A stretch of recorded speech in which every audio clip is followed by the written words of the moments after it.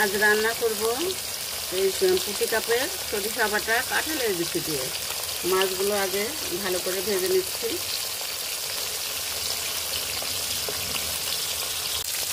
মাছের এক পাশ হয়ে গেছে, আমি এখন আর এক পাশ উল্টে দিচ্ছি। এই পাশটা দেখুন কত সুন্দর হয়েছে ভাজাটা।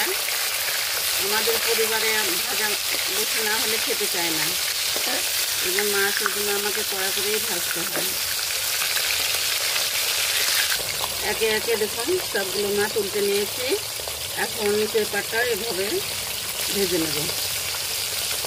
আমার মাছ ভাজা হয়ে গেছে আর মাছগুলো উঠিয়ে নিচ্ছি। এখন আমি কাঁঠালের বিচিগুলো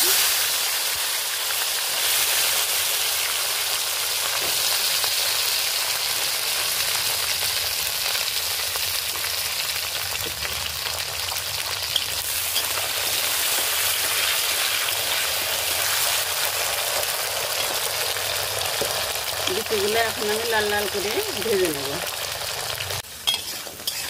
কাঁঠালের বিচি ভাজা হয়ে গেছে, আমি এই তেলেই শুকনো মরিচ দিয়ে দিলাম,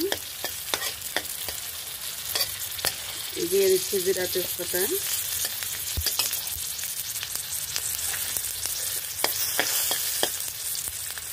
এখন দিয়ে দিচ্ছি বেটে রাখা সরিষা,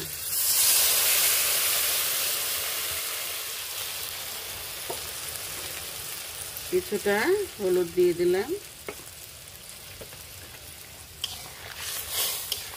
এর মধ্যে আছে সরিষা, কাঁচা লঙ্কা আর আদা। দেখুন প্রিয়জন, ফেনা উঠেছে, তার মানে আমি তো লবণ দিই না ঝোলে, এই জন্য ফেনা আসছে। এখন সুন্দর বলক চলে আসছে। আমি ভেজে রাখা মাছগুলো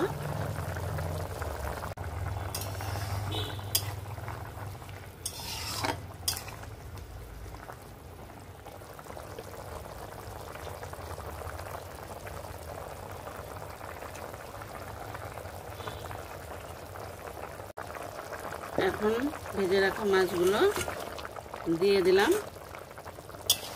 কাঁঠালের বিচি মাছ ঝাল লবণে ভালোভাবে ফুটে উঠলে তরকারিটা নামিয়ে নেব। কাঁঠালের বিচি দিয়ে অসাধারণ লাগবে খেতে। কাঁঠালের বিচি এমন একটা তরকারি, সেটাতে মনে হয় না কারো অরতি আছে। আমরা তো ভীষণ পছন্দ করি।